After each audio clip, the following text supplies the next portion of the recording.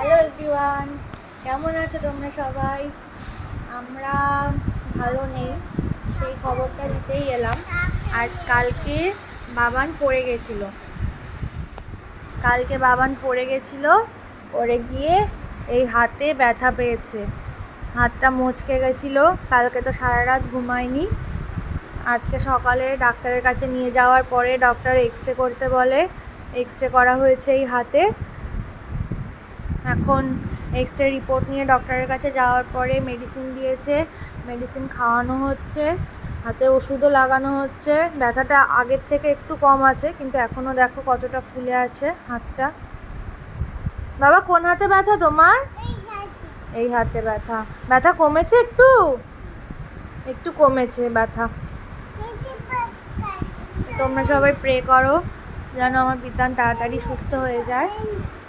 চলো টাটা। বাবা টাটা করে দাও। সব এই হাত থেকে করছে, ডান হাত থেকে কিচ্ছু করছে না, কিছু ধরতেও পারছে না। চলো টাটা।